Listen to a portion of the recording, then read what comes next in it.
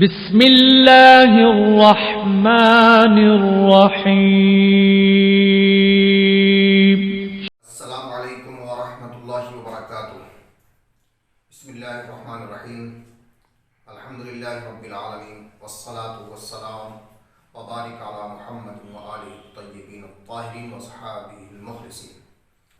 عزیزان محترم، آج کی یہ ویڈیو بڑی اہم ویڈیو ہے اور بالخصوص ہمارے جو سیدھے سادے بھولے والے اہل سنت حضرات ہیں، وہ اگر اس کو غور سے سنیں گے تو انشاءاللہ الرحمن ان کو بہت فائدہ ہوگا۔ آج کا جو یہ موضوع ہے، یہ موضوع ایمان ابی طالب، حضرت مولائے کائنات علی علیہ السلام کے والد محترم جن کا نام عمران ہے اور ان کی کنیت ابو طالب ہے۔ حضرت ابو طالب رضی اللہ تعالیٰ عنہ نے حضور صلی اللہ علیہ وآلہ وسلم کی پرورش فرمائی ہے۔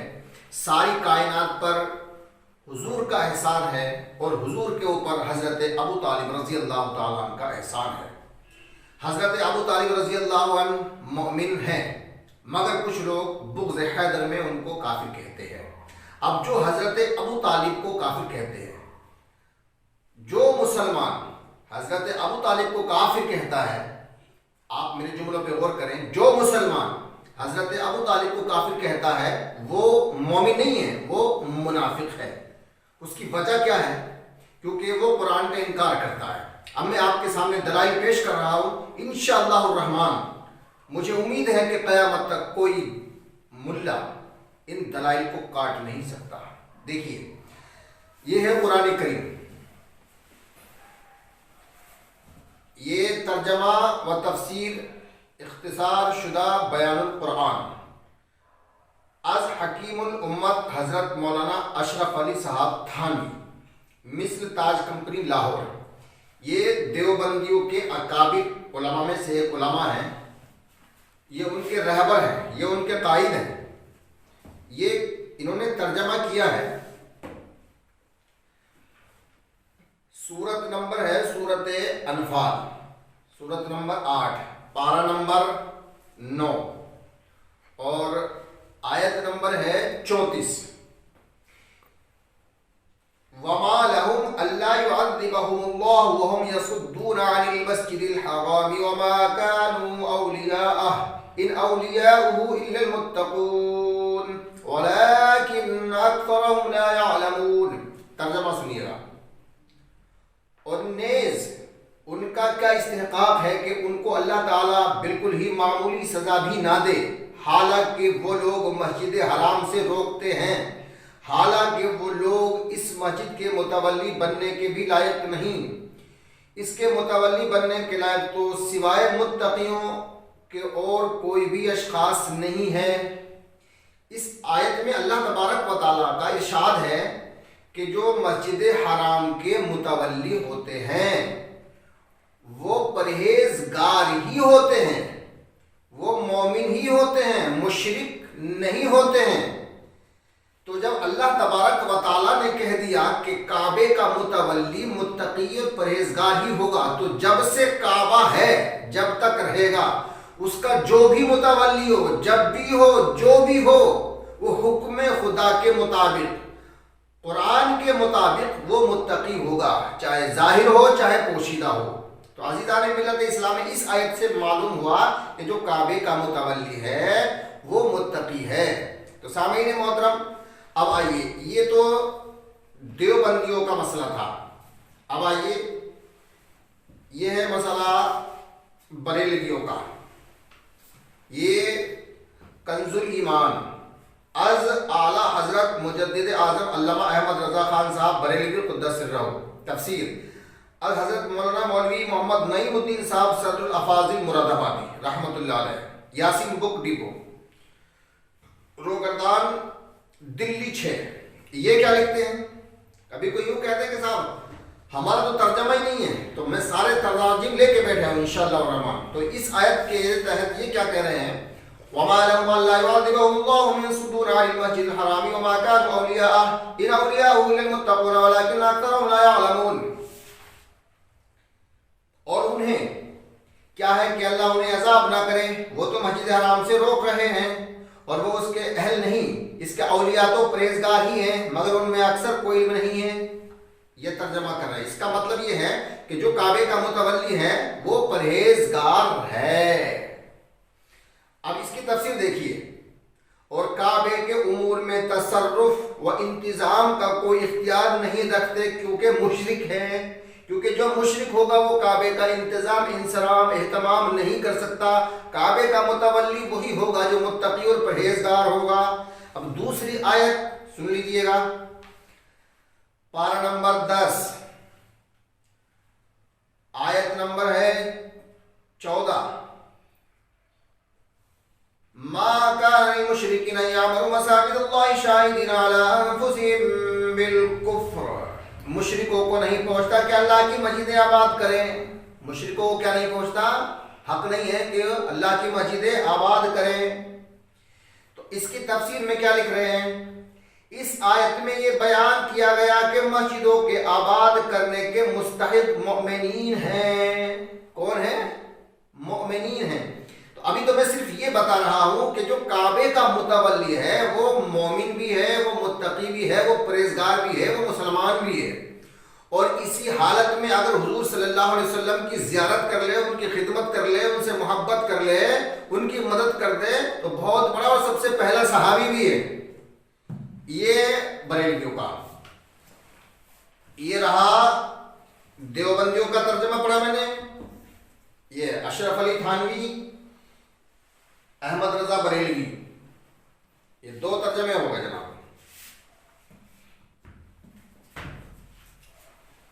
یہ ترجمہ ہے جی اہل حدیث. شیخ الہند حضرت مولانا محمود الحسن صاحب کی تفسیر ہے. شیخ الاسلام حضرت مولانا شبیر احمد صاحب عثمانی. یہ دیکھ لیجیے گا.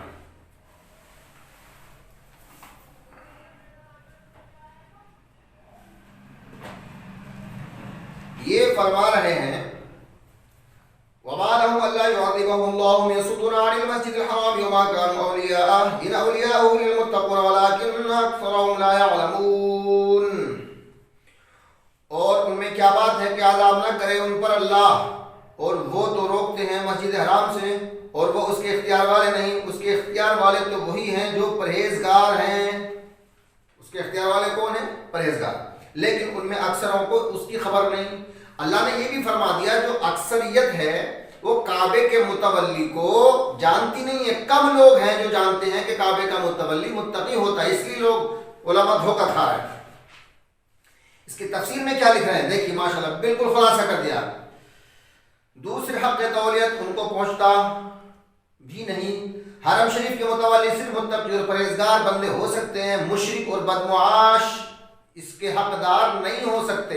صاف صاف کہہ رہے ہیں کہ حرم شریف کے متولی صرف متقی اور پرہیزگار بندے ہو سکتے ہیں. مشرک اور بدمعاش اس کے حقدار نہیں. یہ دیکھ لیجیے گا، یہ کلیئر لکھا ہوا سامنے.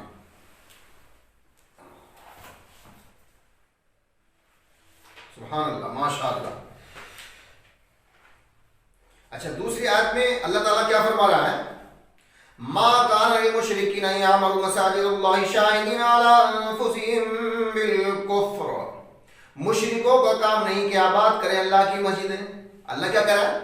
مشرکوں کا کام نہیں ہے کہ اللہ کی مسجدیں آباد کریں، بلکہ مومنین کا کام ہے کہ اللہ کی مسجدیں آباد کریں.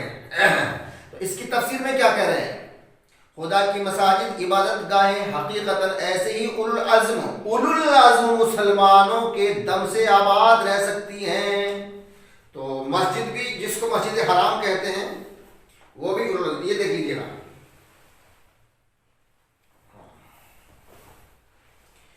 پارہ نمبر 10 سورت کا نام ہے سورت توبہ، سورت نمبر ہے 9 اور آیت نمبر ہے 17. یہ ہے جی اہل قرآن. یہ اہل قرآن کا ترجمہ ہے ڈاکٹر شبیر احمد صاحب.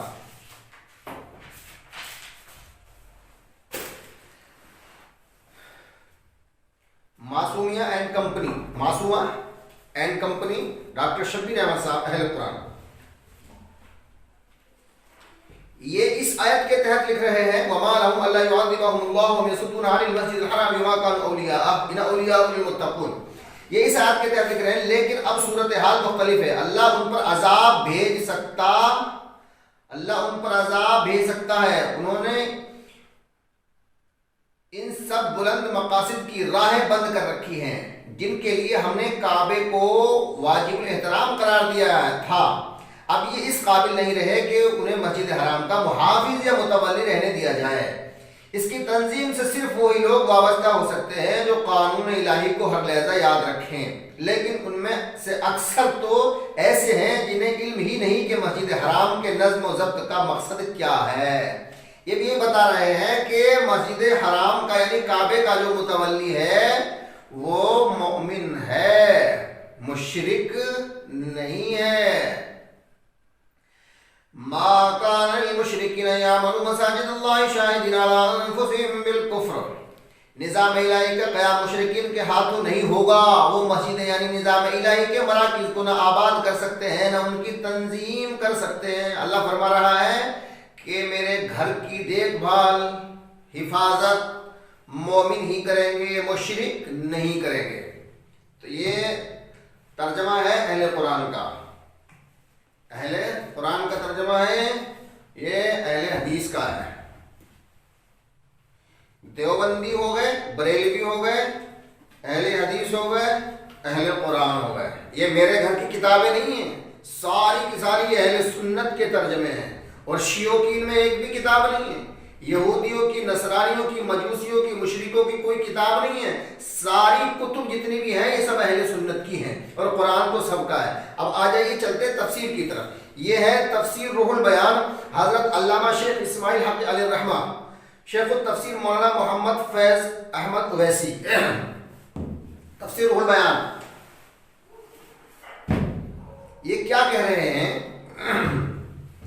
یہ کہہ رہے ہیں وما كانوا اولیاء، اور وہ اس کے اہل نہیں، یعنی بیت اللہ میں وہ کسی قسم کا استحقاق نہیں رکھتے، اس لیے کہ وہ مشرک ہیں، اور مشرکوں کو اللہ تبارک و تعالی لا شریک کے گھر کی تولیت کیسی، یعنی اللہ تبارک و تعالی وحدہ لا شریک ہے تو اس کے گھر کی تولیت کیسی؟ ان اولیاء المتقون، اس کے اولیاء صرف پرہیزگار ہیں، یعنی وہ لوگ جو شرک سے بچتے ہیں اور اللہ تعالیٰ کے سوا کسی دوسرے کی پرستش نہیں کرتے۔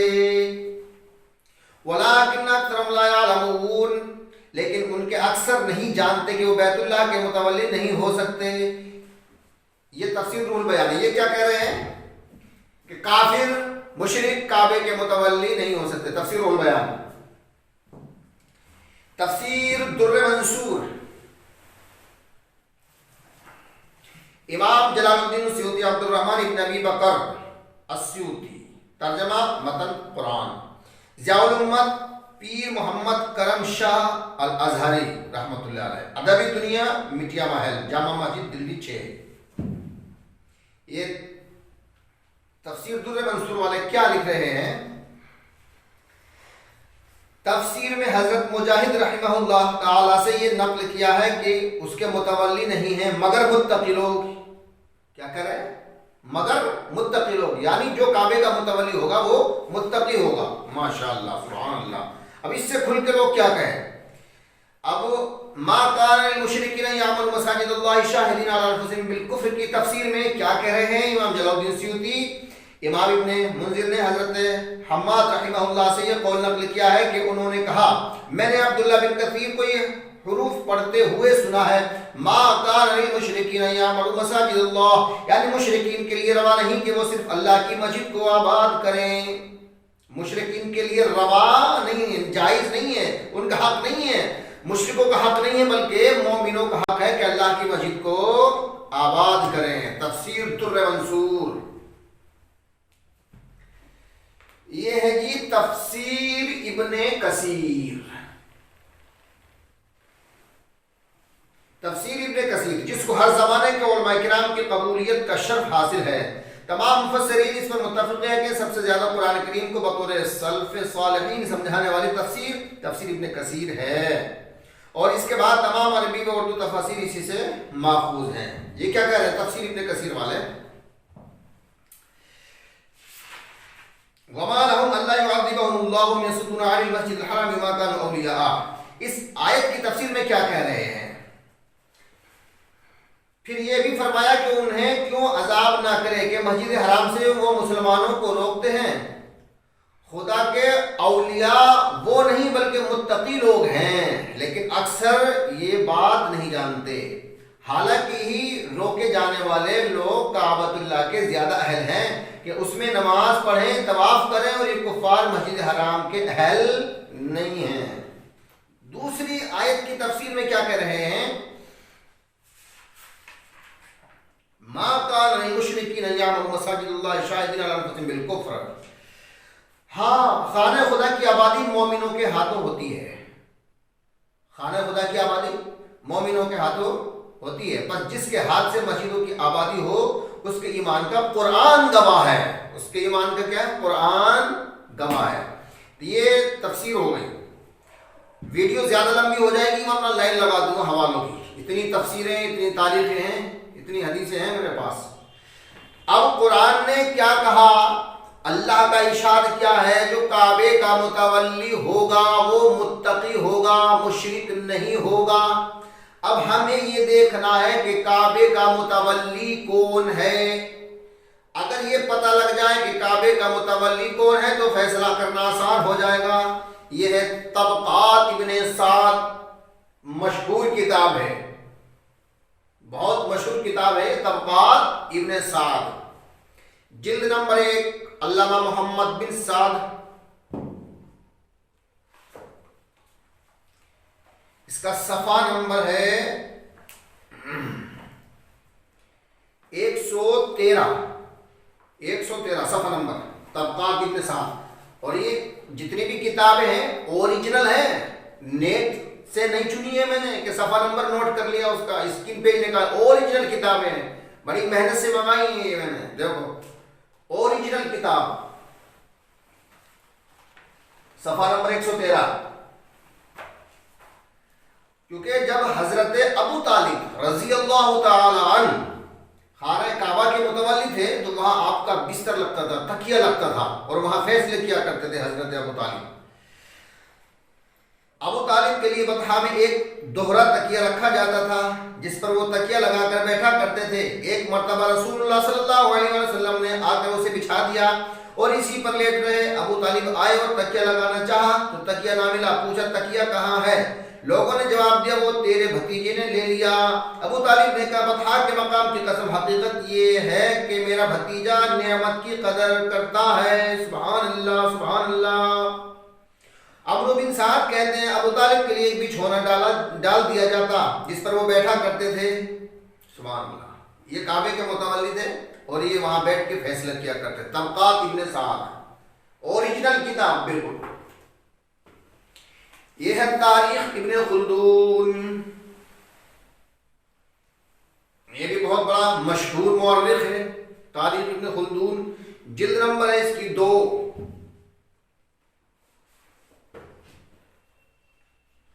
صفحہ نمبر ہے اس کا 364. یہ کیا کہہ رہے ہیں؟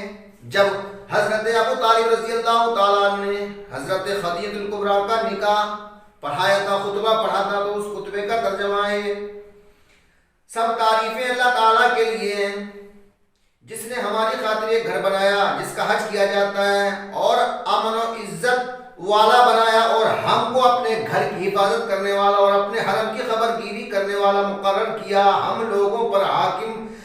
کو لوگوں پر حاکم بنایا. سبحان اللہ سبحان اللہ. بتائیے یہ حضرت ابو طالب جو ہیں یہ کعبے کے متولی، حرم کی دیکھ ریکھ کرنے والے. طبقات ابن سعد ہو گئی، تاریخ ابن خلدون. یہ ہے مدارج النبوت. یہ دیکھیے حضرت علامہ شیخ عبدالحق محدث دہلوی رحمہ اللہ، الحاج مفتی غلام الدین نعیمی ترجمہ کرنے والا بھی ادبی دنیا، مٹیا محل، جامع مسجد 399. یہ کیا کہہ رہے ہیں؟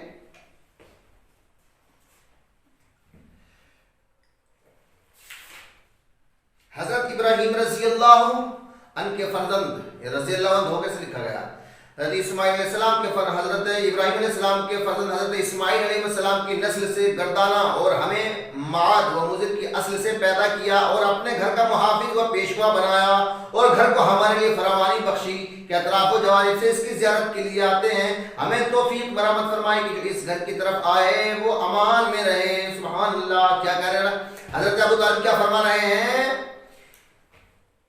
ہمیں اپنے گھر کا محافظ و پیشوا بنایا، اپنے گھر کا محافظ اور پیشوا بنایا۔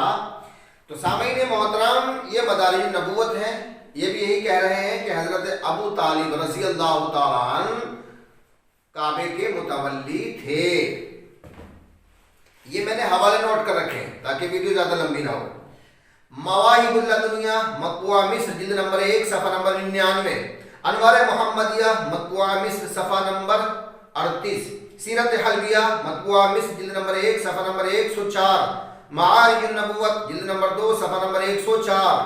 لائن لگ جائے گی، تاریخ ہوگی، اتنی تاریخیں بھری پڑی ہیں۔ اور عزیزان ملت اسلامیہ، یہ ہے ایمان ابی طالب۔ علامہ صائب چشتی رحمت اللہ علیہ، یہ ان کی کتاب ہے ایمان ابی طالب، 2 جلدوں میں ایمان ابی طالب۔ اور یہ بریلوی تھے، بریلوی کون تھے؟ بریلوی۔ انہوں نے پوری کتاب لکھ دی ایمان ابی طالب پر۔ علماء کرام تو ایمان ابو طالب پہ کتابیں لکھ رہے ہیں، تمہیں اب یہی نہیں پتا کہ ابو طالب کافر تھے کہ مسلمان تھے۔ اور اب پرزینٹ ٹائم میں، دور حاضرہ میں ماشاءاللہ جب سے ہماری تقریریں نیٹ پہ گئی ہیں، بہت لوگوں نے کفر ابو طالب سے توبہ کر کے ایمان ابو طالب کو تسلیم کر لیا ہے۔ دور حاضر میں ہندوستان کے اندر ایک کتاب آئی ہے علامہ شیدہ کمالی صاحب کی، خواجہ بطحہ حضرت ابو طالب، اور اس کتاب کو پڑھنے کے بعد علامہ سید جید ہاشمی میاں صاحب کچھوچا شریف والے، انہوں نے ایمان ابو طالب کا اعلان کر دیا۔ سبحان اللہ، میں دعا کرتا ہوں کہ ان کے اعلان سے لوگ دوسرے لوگ بھی اعلان کر دیں۔ علامہ ہاشمی میاں صاحب کچھوچوی جیسے عالم نے، مشہور خطیب نے اعلان ابو طالب کر دیا ہے، اعلان ایمان ابو طالب انہوں نے کیا ماشاءاللہ۔ تو عزیزان ملت اسلامیہ، شیدہ کمالی صاحب نے ہندوستان میں کتاب لکھی اور ہاشمی میاں صاحب نے اعلان کر دیا۔ اسی طرح سے لوگوں کو انشاءاللہ الرحمن ہدایت ملتی رہے گی اور لوگ ہدایت پر آتے رہیں گے۔ اب دیکھیے قرآن ہے، قرآن کہتا ہے کہ کعبے کا متولی متقی ہے۔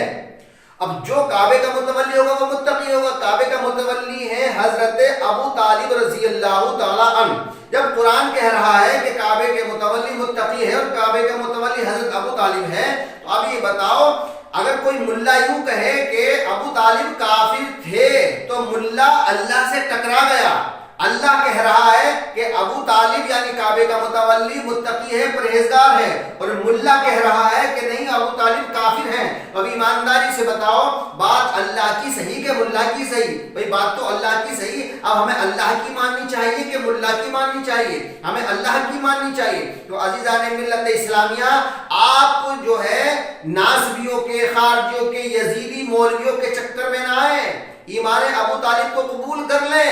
اگر آپ نے ایمان ابو طالب کو نہ مانا تو ہو سکتا ہے کہ آپ کا ٹھکانہ جہنم میں ہو، اس لیے کہ ایک مومن کو کافر کہنا خود کافر ہو جانا ہے۔ اس لیے میں پھر آخر میں کہتا ہوں کہ جو ابو طالب کو مومن نہیں مانتا وہ مسلمان مومن نہیں ہے بلکہ وہ منافق ہے۔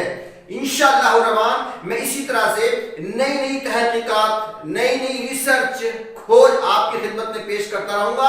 فیصلہ آپ کیجئے گا۔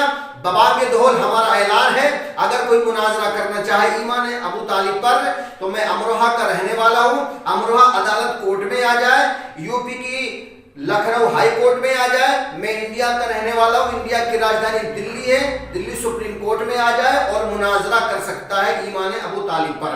اللہ تبارک و تعالی ہمیں اور آپ کو اہدنا الصراط المستقیم پر گامزن فرمائے، آمین۔ وآخر دعوانا الحمدللہ رب العالمین، استغفر اللہ ربی من کل ذنب واتوب الیہ۔ السلام علیکم۔